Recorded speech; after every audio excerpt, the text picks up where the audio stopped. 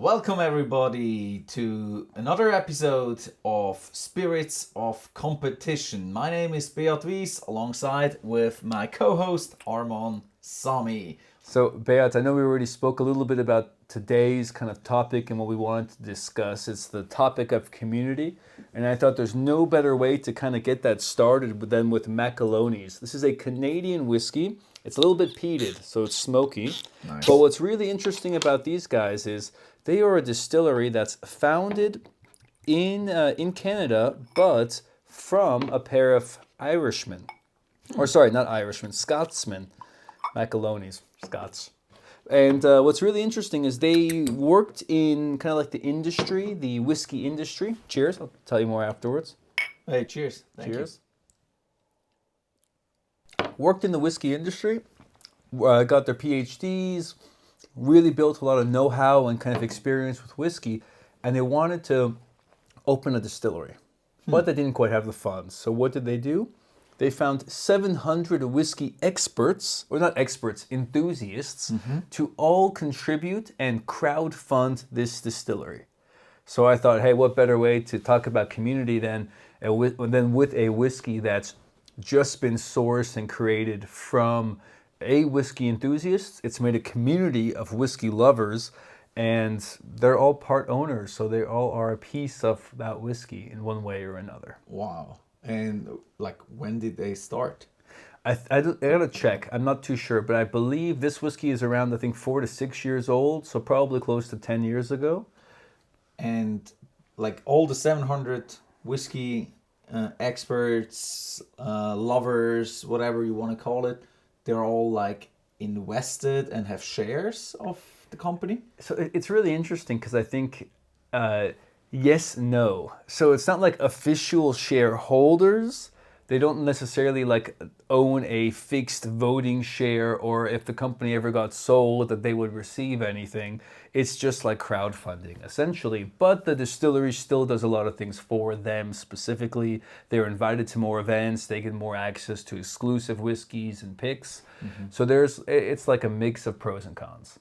And how many liters do they produce a year? It's a pretty big distillery. I'm not sure the liter counts, Already but they've got announced. two really big stills.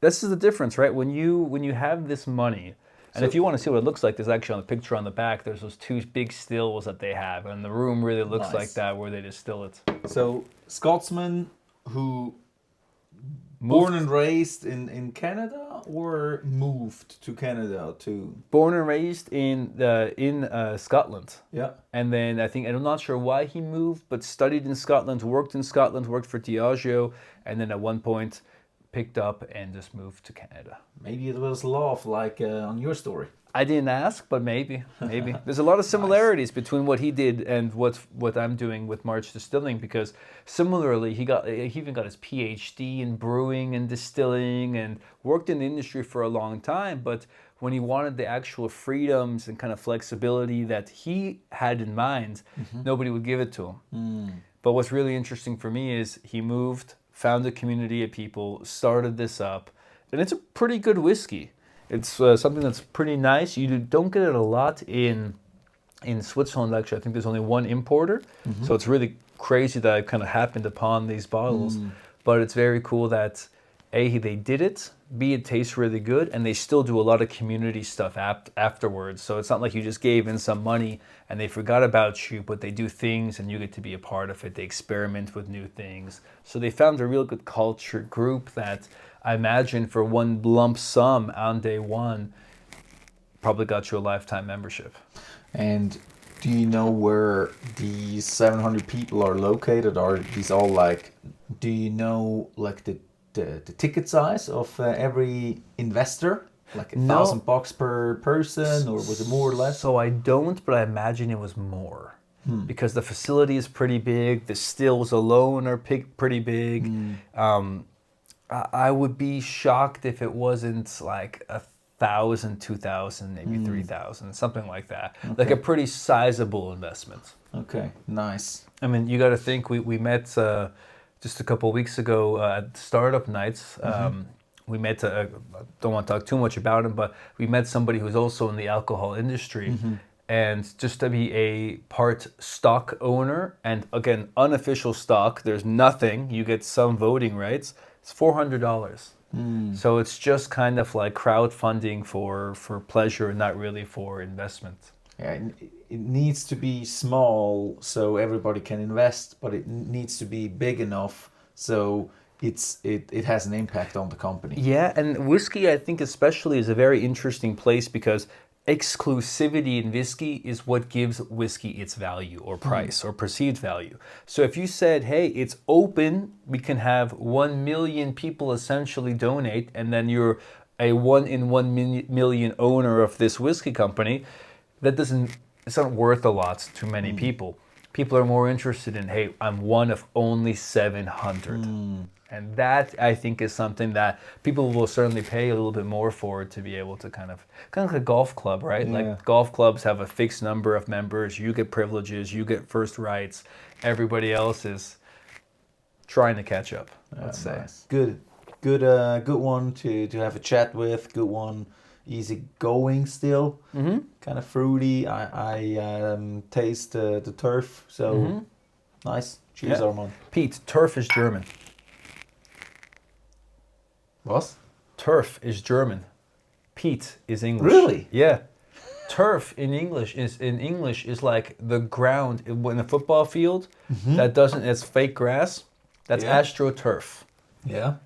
Yeah. This is peat. Peat is like compact, dried organic material. It looks like a wooden brick, like a dirt brick. Oh shit. Yeah. Okay. Interesting. Yeah. What I learned in this podcast is unbelievable. It's gonna change your business career. Nice.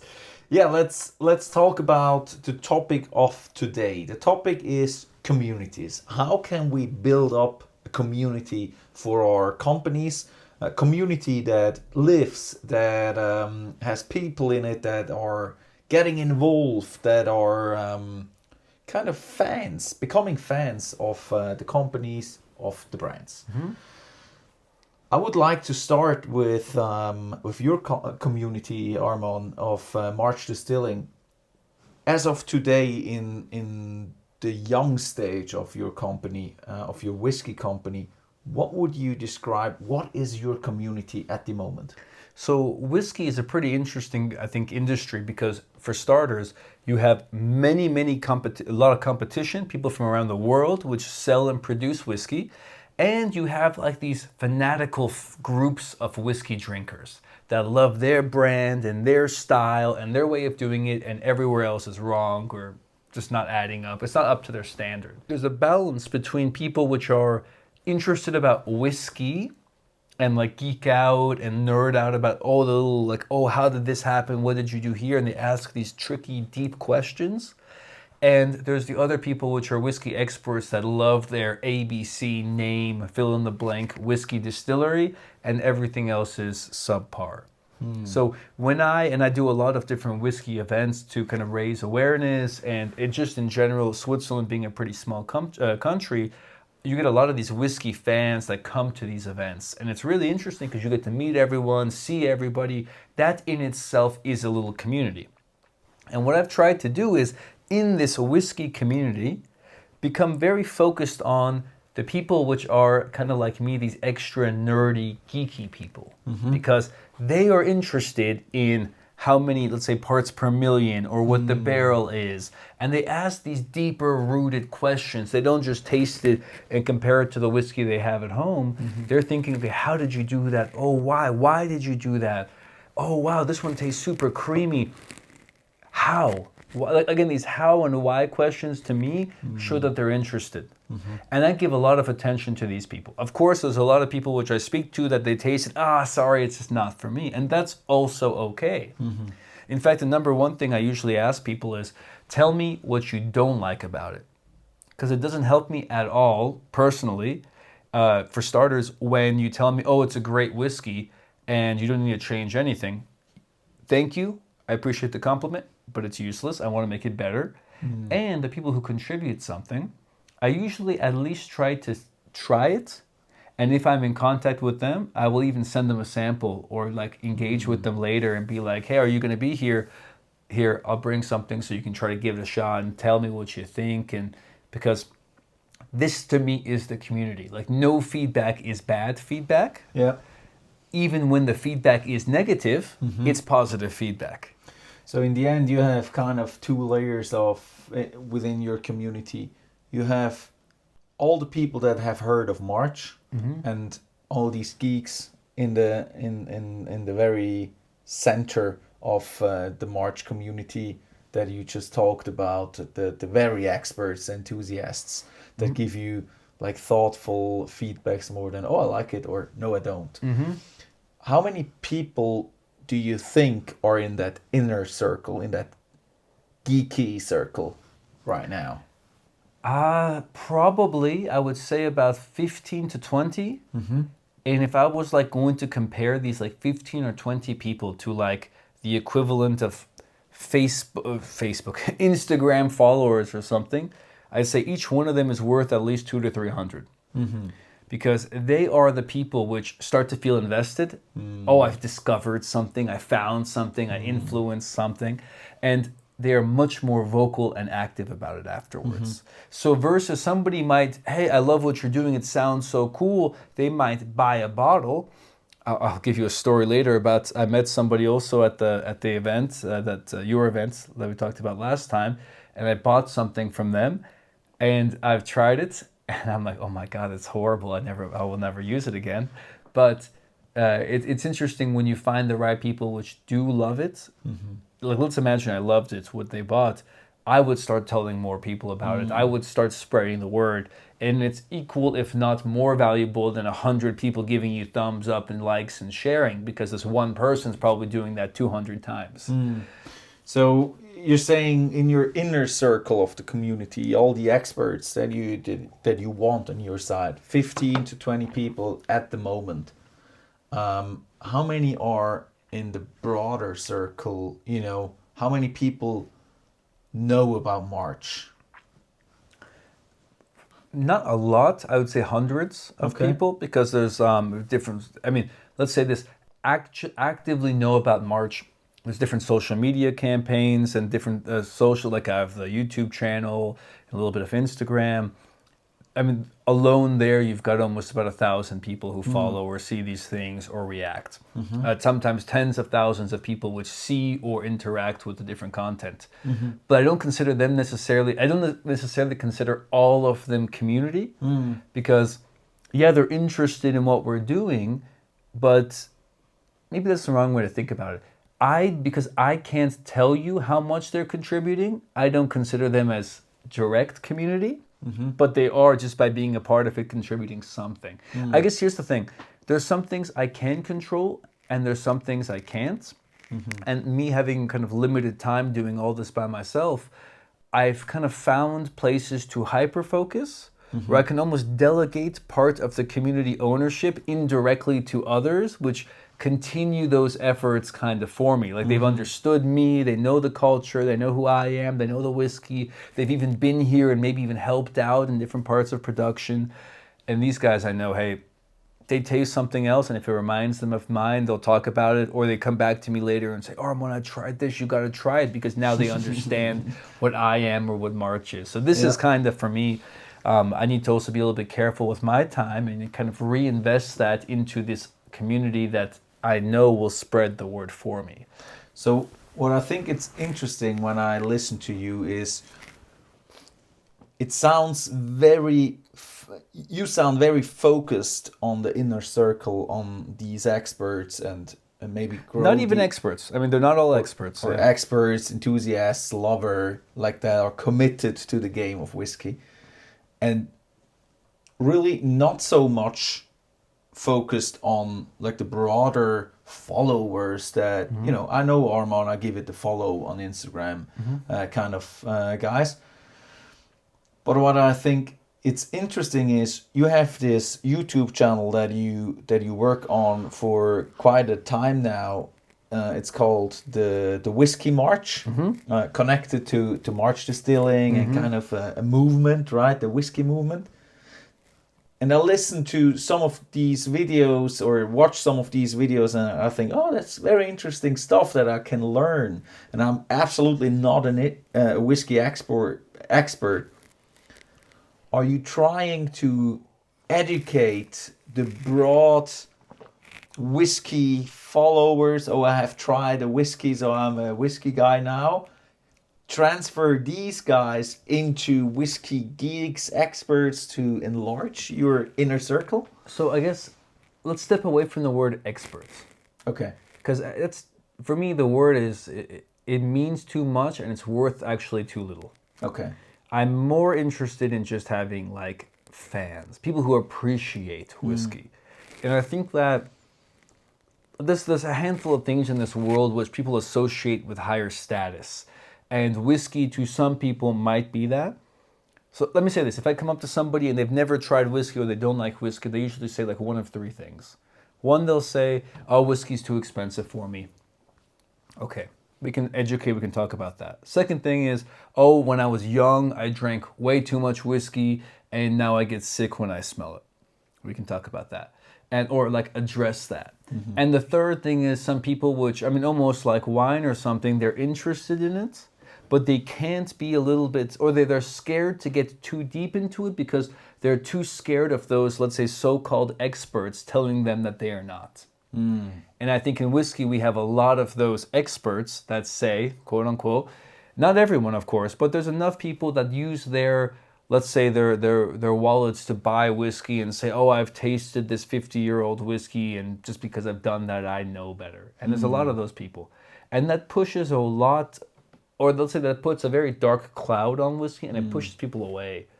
And what I really am trying to do with that, and I don't know if you saw the last video, but my whole point was, if you enjoy it your way. You don't have to worry about what others think or what others are kind of considering, or even telling you what you should be enjoying or what you should be embracing. It's not about that. It's literally about enjoyment of something. And for me, the actually why I like whiskey over beer or over gin, even rum is kind of controversial because there is some good gin you can have on the rocks. But if you give me beer, usually I'm outside, there's a lot going on, you go to a fridge, you help yourself, there's a lot of people, you're at a bar, you're at a club, same with vodka or gins, you're getting cocktails quickly.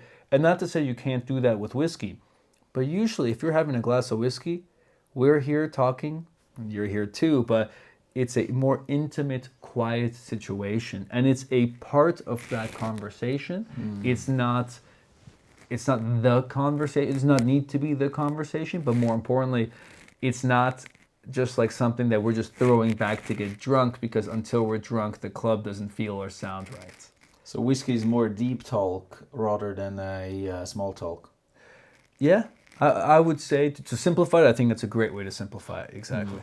Yeah, it's a quiet. We're enjoying ourselves. We are committed to finish this glass together. We're not going to go and take this and then go jump into a big bar or a club with a bunch of people. Doesn't make sense. There is a time and a place for that too, but in most cases, when I have a whiskey with somebody, we're quiet and we're just talking.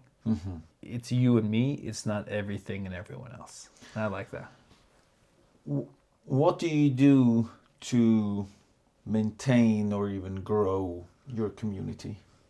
So what I try to do is to involve everybody as much as I can. So how do you do that? So when I create, let's say, a new recipe, like so the 5-grain flavor that we tried last time, I made well over 10 different variations of that. And each and every time that I did that, I would take it and go show people. Like next time I was going to a whiskey event, I would take those samples and be like, hey, you guys try this. What do you think? What is your feedback? And then also, of course, tell them what's different. So, hey, that has 1% more chocolate malt. Or this one fermented only for 3 days. Whatever, these geeky little things. And this is also kind of indirectly me sharing my knowledge and my experimentation with them. And they're learning from this as well. Yeah. Because there's, again, people that I could go tell this to and it just goes right over their head, or they don't care. They're not thinking about it that deeply. Okay. But for those community members, I try to engage them. I invite them here. I tell them, hey, if you're in the area, call me. Maybe I'm here. Stop by. We have a drink. It's very like a door open policy. There's no wrong answers. There's no wrong questions. Let's learn together kind of mentality. So although I pay and I do this, they can come and they can do whatever they want too. And their feedback is as valuable, if not more valuable, than my biased feedback. Because it is if I just listen to myself all day. And why do you do all these work with the community? I think it just feels right.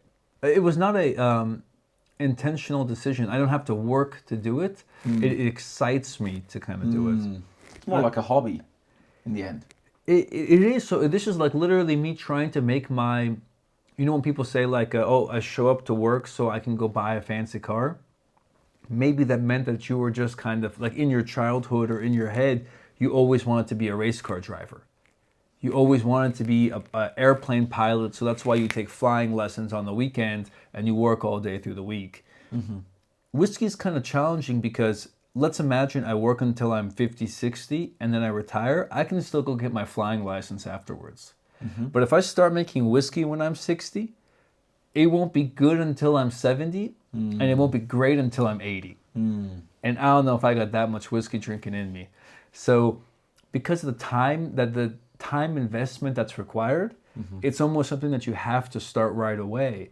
And if I do anything else, or like when I work for like IT sales or events and stuff, the pleasure that it gives me there is like nothing compared to like a quiet day of slaving and something going wrong and having to fix it, or like it all sucks. But it sucks in like the best ways possible, because like when you came today, I almost filled a 100-liter barrel, and hey, that's one big step in the right direction of the goal. But I make all this stuff, this whiskey, I can't drink it on my own. I need people to enjoy and be there with me. If you look into the future, dreamland as well, right? What does the March community look like in 5 years? I would love, let's say this, maybe this is because this is how I am. I would love the March community to be a group of educated whiskey drinkers who don't necessarily love everything or every whiskey that I produce, but they know whiskey. And I've been able to give them and include them in so many different things, whatever interests me and whatever doesn't, or whatever interests them. And I've been able to include them in all of this so that they are better for it at the end of the day. Yeah, so honestly, buy one bottle, buy no bottles of my whiskey. That's really not important. If you are part of the community, just be open to learn. Be open that there's nothing wrong or no right or no wrong. It's you, and that's okay. But just kind of wants to spend time and be there and be here. Because at the end of the day, I mentioned earlier, I started this company because I was missing that community in Switzerland. And when I tried to find, and I found similar things, but they weren't quite exactly what I wanted, I decided I need to build that. And why didn't you just found another whiskey club to surround yourself with these whiskey enthusiasts? Not hard enough. Because I think it's so easy to, there's no skin in the game. I mean, for starters, two things. I come in, I moved to the country with almost no whiskey. So I left, when I moved from the US, I tried to finish everything and not buy a lot. I bought a barrel there, which I slowly am still bringing over, and like bottle by bottle. And I didn't have a lot to contribute that way in whiskey. But what I did want, or what I missed, let's say, is in the US, especially like after work, or maybe like you do home office and you don't have like a fixed office, you could go to a bar and you could work at that bar. And that's kind of a typical thing in the States. You don't necessarily need beer, but you could get bar food and hang out and be there, work on the bar, whatever.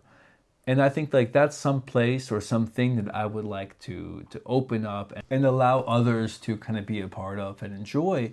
But if there's just a club, I don't want to sell, let's say, exclusivity to this membership or charge you X number of 100 to sit around me. No, I want to create a place that you want to come And if you want to support, you support, but you get something physical as well as an emotional thing back. I think that's just how my brain works. It's like, if I'm sitting at your bar, I will bring others, I will try, I will taste, I will enjoy, but it's not just my privilege.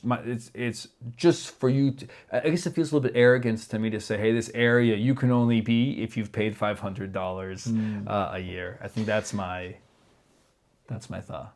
You mentioned earlier your inner circle of the community has maybe like 15 to 20 whiskey enthusiasts in that you really rely on their feedback as well.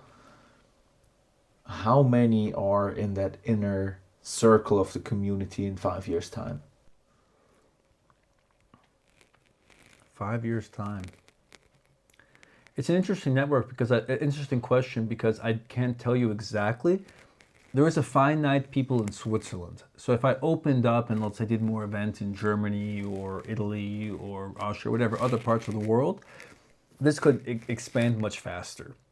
But I think that if you just stay in Switzerland, probably let's imagine, I think an easy number to say would be like 10 people per year additional is a pretty safe number. So if we're at around 50 to 70 people, I think I would be, but again, like members, not like, hey, I show up and I'm here to support you, but like, hey, when I go have whiskey, when I taste something, I talk about you.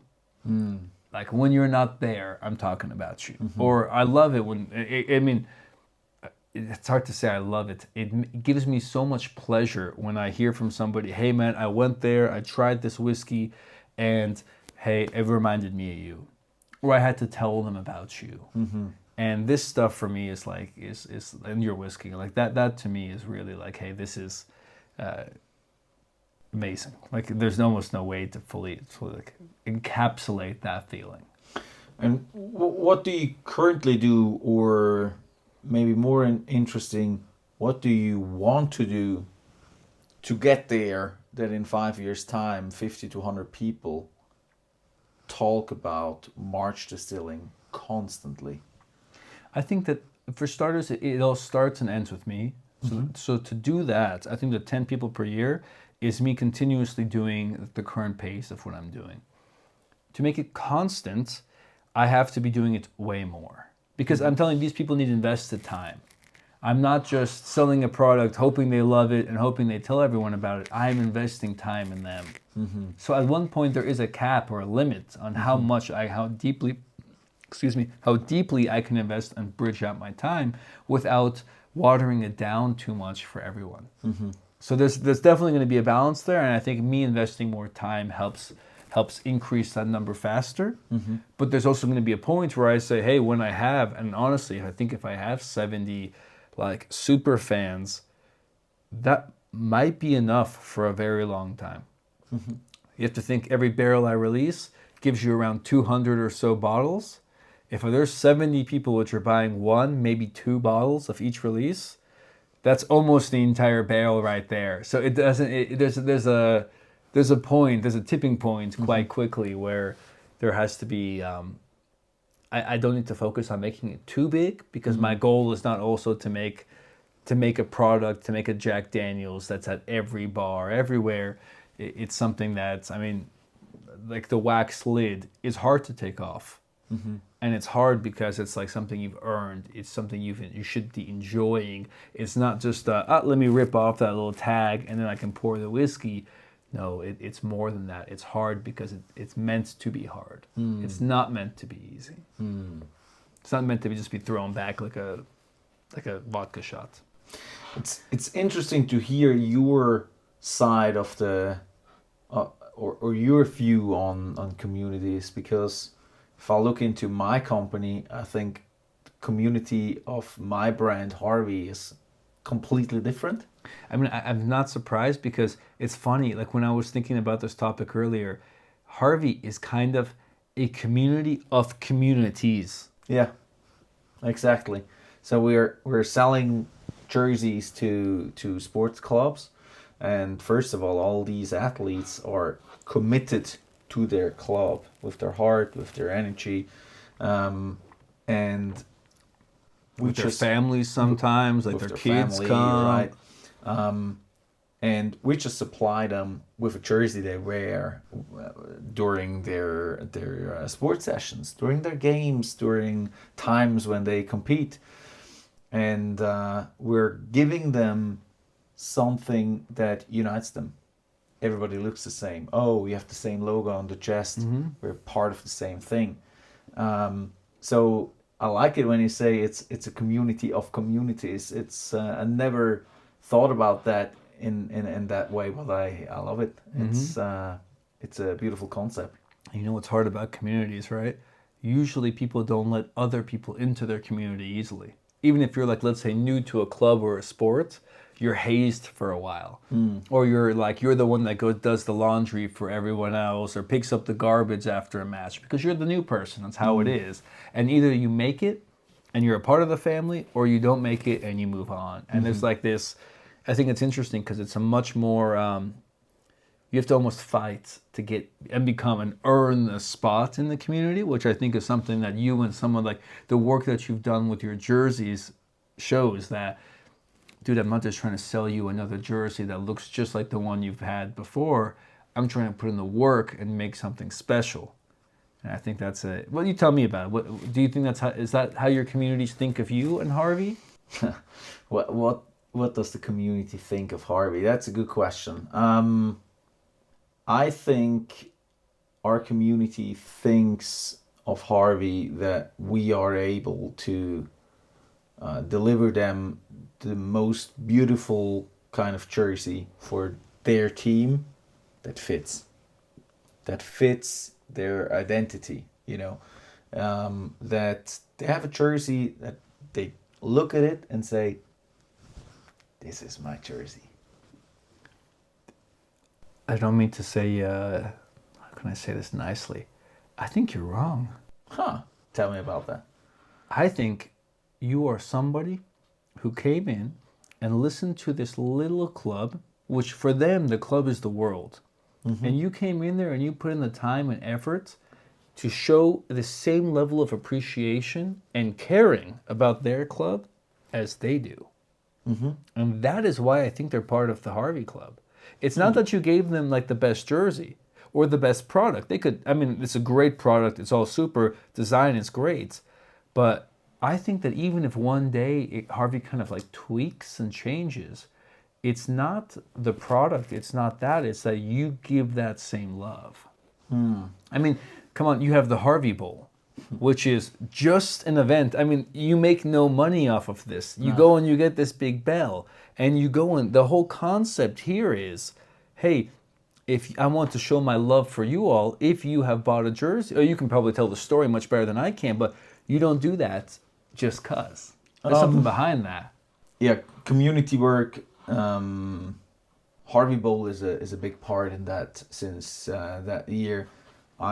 Since I started Harvey, I thought about, hey, that would be cool to have like a sports tournament with only Harvey jerseys. And I thought about the Harvey Bowl, and then I at one point in the beginning of the year, I said, let's just do it. Doesn't have to be super big, doesn't have to be huge, doesn't have to be perfect. It has to be done. It has to happen. And I called some people, organized the field, and the Harvey Bowl was born. I invited all the teams that play flag football, the sport that I play as well, so I can compete as well. We had 6 teams in the first year, Harvey Bowl 2024. Out of 6 teams, my team was ranked number 5. Ah, so I thought you got last, so that's good. Ranked 5th.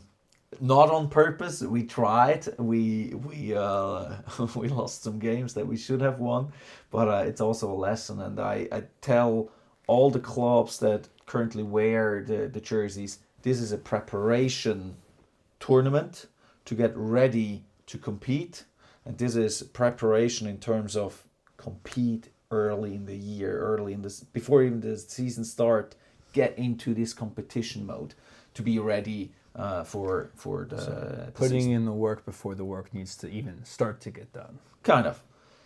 And it's only flag football at the moment, as this is the biggest sport that we're serving with jerseys. And we came up with I had brunch with my brother, and then I said, "Man, I need to order a huge trophy. Harvey, compete for greatness is our slogan, right? The trophy needs to be as big as possible, right?" And I thought about like a huge trophy that Stanley Cup. You need like two Stanley, people yeah, to. that in the end is kind of a hustle to who has to take that trophy back home, Yeah, right? yeah. Because it's so huge. Imagine like the teams after they win, they have to take it onto the train or the bus. You in take Swiss. it. No, you take it. Yeah. All right. So And find place for it. yeah, exactly. And then my brother came up and said, "No, you don't need a huge trophy. You need a huge bell." I was like, "What you mean? A cowbell?" You know, the brand is based in Switzerland. We're known for cheese and chocolate, with milk in there, etc. So cow is even in the logo, you know, with the bull horns, and so it needs to be a cowbell, but a huge one. So I went into the game of cowbell, studied that because obviously it had to be a Swiss bell produced in Switzerland. So Do people make that like in other parts? You can get that from China? I think so. You get Probably get everything from China. Yeah, Yeah, probably. Bad question. or in Germany even, but I wanted Okay, it to yeah. be a Swiss bell. made. Yep.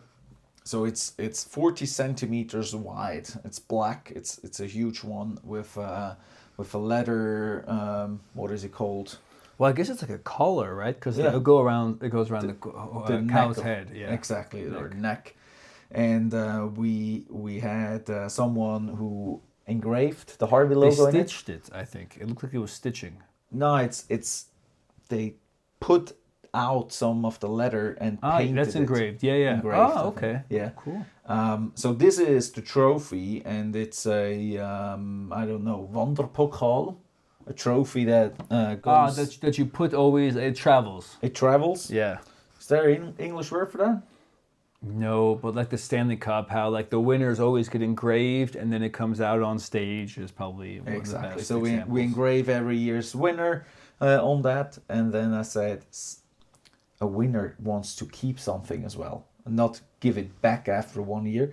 So I ordered a little tiny bell that they can keep as well. So Yeah. they get two prizes: one to keep and one to that wanders around. That's awesome. And so we said we're looking for the Glöckner of Winterthur, so the guy that rings the bell in our hometown, Winterthur. So it is the title of the champion of the Harvey Bowl, and we do that to have an event together with our community. So everybody can come together, maybe some friendships. Can sprout. Hey, Sprout. I'll be honest with you. Like when I was there, as an outsider, as like an American outsider to American football, it's great because everyone talks to you. But again, your communities of communities, you did not have much cross pollination. They were here, and the other group was there, and then match happened, and then they stayed split apart. I mean, You had one group that was not like that. If you were the Buzzards, you know who I'm talking about. Those guys were everywhere, but everybody else was serious. Were they number 6, by the way?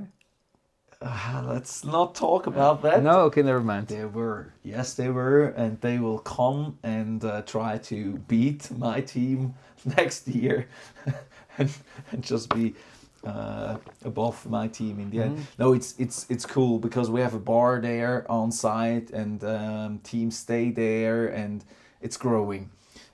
We had only 6 teams in the beginning, but it was beautiful. 6 teams, small little tournament, and everybody has to wear Harvey jersey. So exclusively for the community, the customers of Harvey. And of course, this is kind of a relationship tool as well. So if the team needs a new jersey, they hopefully think about getting another brand twice For before sure. they do it. Yeah. Because they say, okay, otherwise we cannot go back to the Harvey I Bowl. mean, the mental aspect of it is amazing because it's like, hey, I want this mini tournament within the full tournament because it's another thing to win, another thing to be proud of. Again, unify the team, bring you all together. And I mean, I haven't asked you why this jersey because I think it's interesting that there's actually a sponsor on it. I usually don't see sponsors on your shirts. And the second thing is, what is this? How does this sponsor community within the community? So the sponsor is just the sponsor of the team. This is the Baselland Pioneers from Basel. Pioneers founded by a guy who is himself kind of a pioneer who founded a network for American football and flag football, touch football within Switzerland with news and stuff. He founded a little touch football league within Switzerland and so on and so forth. So they actually play touch football, and then they So said two-hand touch. wow, what? Yes, two on touch. It's 7-on-7, and mostly tackle football players. And then I texted him and said, "Look, you're allowed to come, but we play flag football with your tackle players. You're allowed to come, but we play flag football by flag football rules." I said, "All right, I'll do that."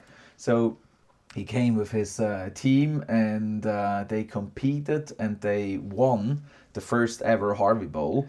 Wow. So these are the Glöckner The of current Winterthur. Winterthur Glückness. Yeah, the Very Harvey Bowl interesting. champion, the first ever. So I brought it, and it's interesting because when we created the jersey, it was very important to them that the aspect of gold is there as well. So if you look at the Harvey logo, it should look like a little like golden. Yep. As well as the lines should look golden around the logo. It's golden to just give little hints. We're here to compete. We're here to win. Yep. We're not just here to compete. We're here to win. Exactly. Like it's, yeah. Exactly. It's that one little step on top. I love these little things, these little details. So when you look at it, they mean something, but you don't know what. But to the team, it's like so important. I think Yeah. it's crazy it's incorporated. So if you look on the right hand side, you see the crest of the state, but it's adjusted. So they adjusted the crest, the logo of the state, into a little P For pioneers. for pioneers. And we put that all over the shirt on one side, and on the other you see a really focused head. This is the pioneer. Yeah, the guy looks serious. On the left hand side. So if you go up against them, you always look this guy in the eye, and you know, okay, game is on, shit, right? this is serious. Yep, exactly. So interesting. I got two questions. One, what did it look like before this?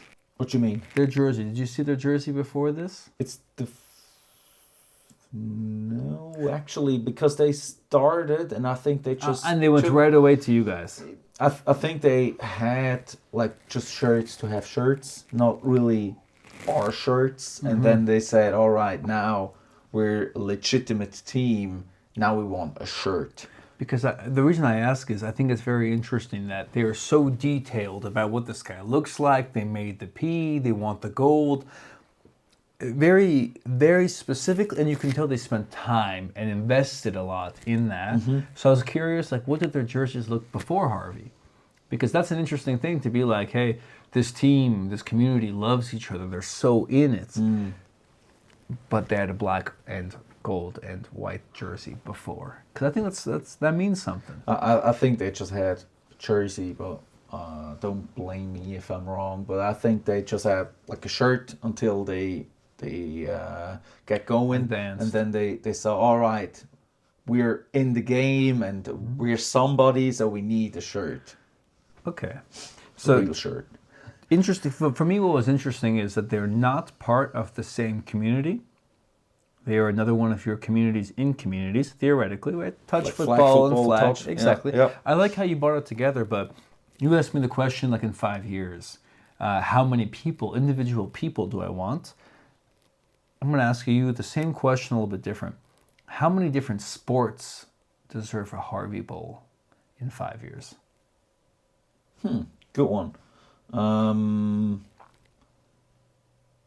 In my view, every sport that brings where we have like at least, let's say, 10 teams that we are able to put in To beautiful invite, jerseys. yeah. You know, this summer we had the privilege to design jerseys for the first ever handball team. So this is handball team number 1, and we had the privilege to design jerseys for floorball team uni hockey.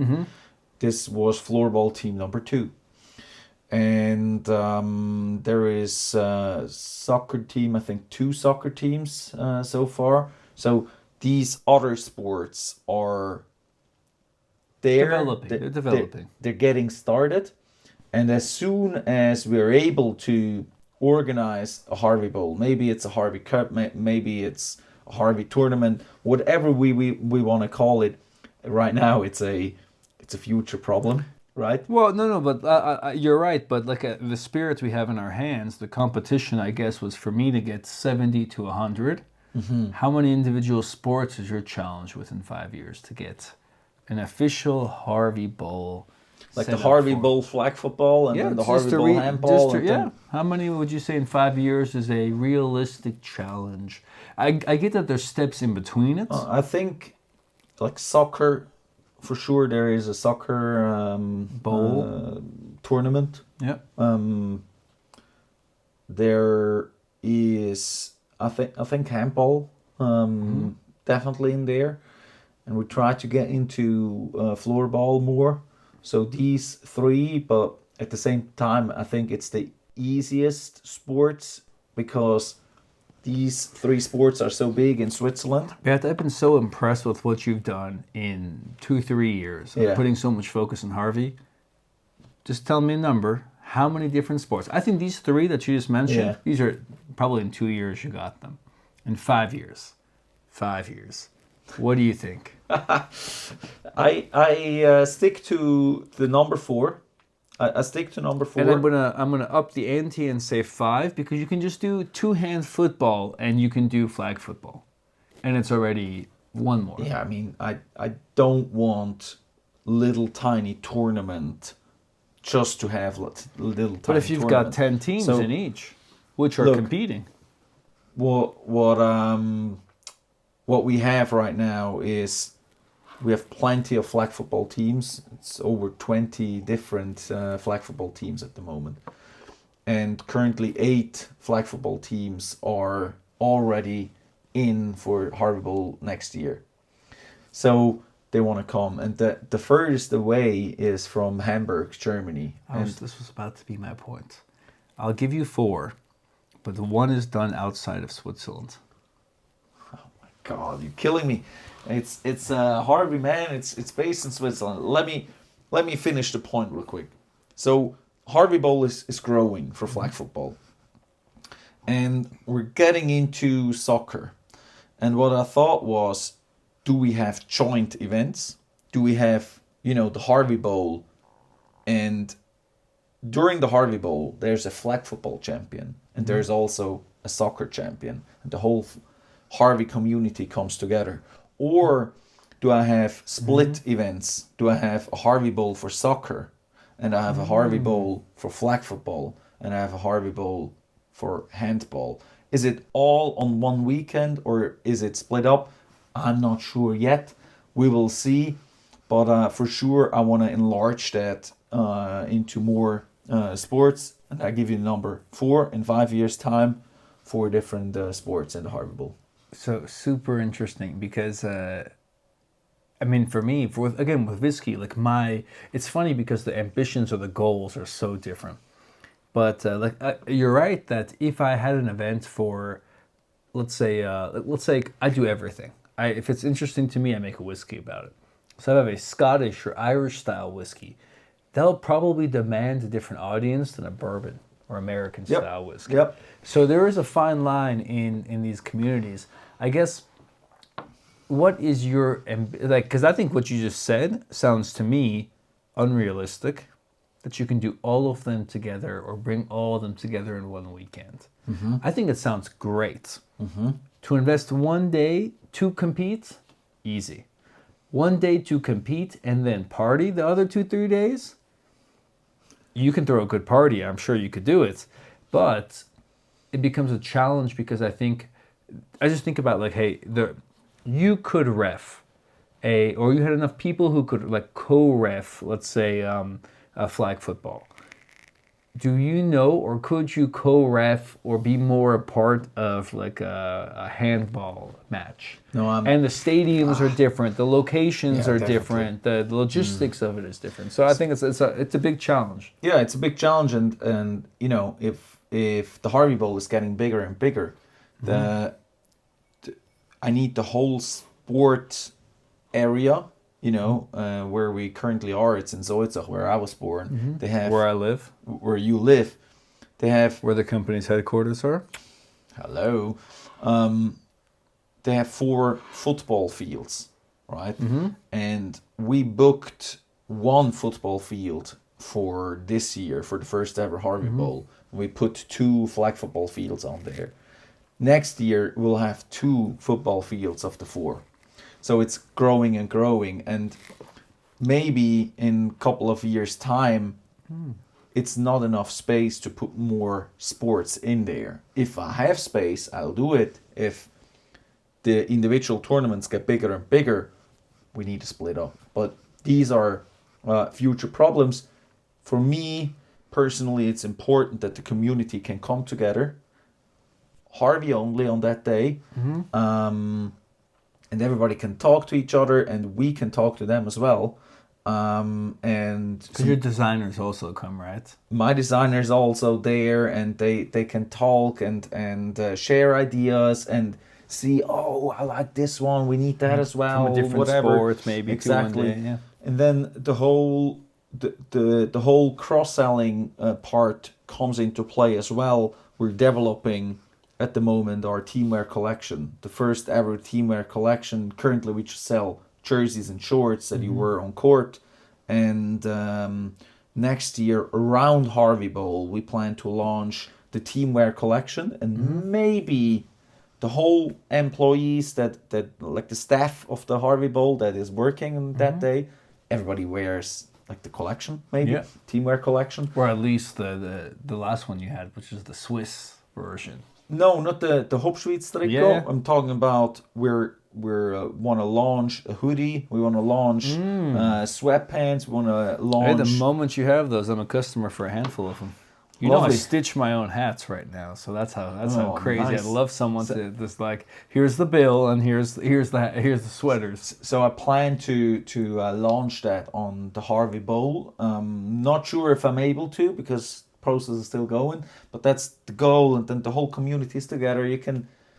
They can right away touch it, try it on, like it, don't like it, give feedback on it. Yep. And so the community is alive. So I guess that gives me 2 questions. What, if you stop doing today, do you think would destroy your community? Do you think your Harvey Care. Bowl, it would kill the community? Care. Care. If I stop care today about the community, that will kill the community. But does that mean that you could stop the Harvey Bowl? I could stop the Harvey Bowl because, you know, I could just sponsor Another tournament somewhere another else, yeah. I mean, I do sponsor other tournaments, for example, the Buzzards. And they claim they beat me at their own tournament, but we haven't played. We'll do that next year. Buzzards, I'm coming for you. Just be sure you play before you drink, because those guys can drink. Yep, But, yeah. for sure. I think the day we stop caring about these customer or about the community, that's the day where it dies. So, fair. My second question for you is, I have a very interesting opinion on community, which I did not prepare you for. Hope you're ready for this one. Oh my God. So, for me, I look at Swiss whiskey as a community. If you produce whiskey in Switzerland, you are officially my competitor by all means. However, you are my biggest ally. What do I mean by this? If you look at cryptocurrency became this giant thing, as an example, in not Bern, what is it? In Basel. No, in Zug. Thank you. In became a giant thing You're in becoming Zug. a Swiss citizen day by day. Slowly. I mean, next year I can apply for it, so we're getting there. But it was very interesting for me that they're all competitors, but this region became known for something.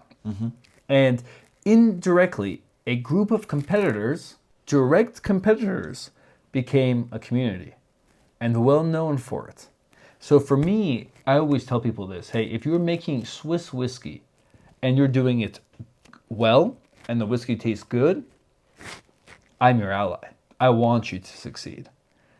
If you're doing it bad and you're just mass producing it and you're giving the whole industry a bad name, then we got some things to talk about. And I'd happily help you change that, in my opinion.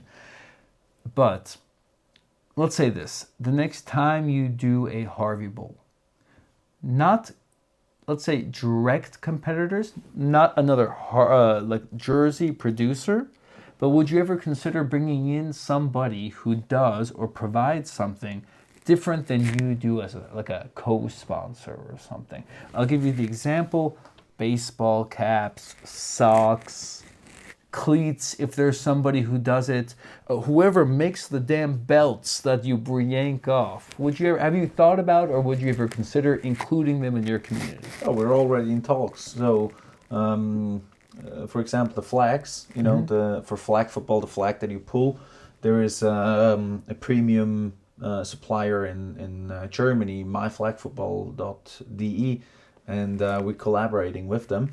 So we're able to design the flags and they produce it, or you just go directly to them and they design it for you.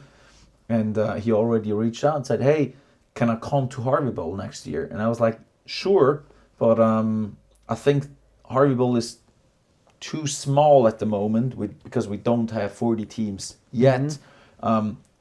You're more welcome to join and make it more eventy, but also just send me a couple of flags and we'll sell it with our stuff for you and make the events like more colorful in a way. So definitely open to that. Why did you underplay your community? What you mean? The guy found value in your community to reach out to you and ask, Beat Wyss, can I be a part of your community? Why did you tell him my community is too small? I said, not the community is too small. The tournament is too small to drive, like, what is it for him, 5 hours to our place to sell it, because I saw him at the another tournament with like 80 teams or so. So I was just honest to him because that's important to me. I don't want him to drive all the way to Switzerland and find in the end, 8 teams. Oh no, I drove all the way here for 8 teams. Maybe this is the mentality of somebody who is looking for a very small number of community members. But there's no like distance that I would not travel to or work for a super fan. And I'm curious if this guy, I mean, you got to think he started somewhere small. You don't just wake up and say, I've got a flourishing business selling flags to flag football teams. That mentality does not exist. This person, at one point or another, started very small. And maybe he got very lucky, and that's 2 years ago when kind of flag football like really skyrocketed. But he probably started earlier than that.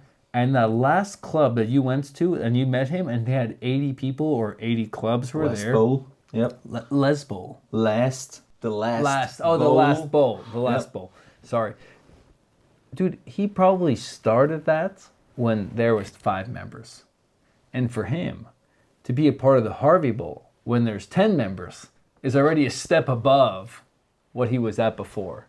So, I mean, don't sell yourself short. I would say, hey, I would love to have you there, just so you know there's 10 people. But what do you want to do? All right, Maxime, if you listen, come to Harvey Bowl 2025. You have a lot there, a booth. You can have it. Dinner on me if you come. Cheers, brother. And some whiskey on me if you stick around that long. All right. That was a great talk. Thanks for tuning in today. Have a great week. Embrace the competition and see you next week. Enjoy some spirits. Cheers.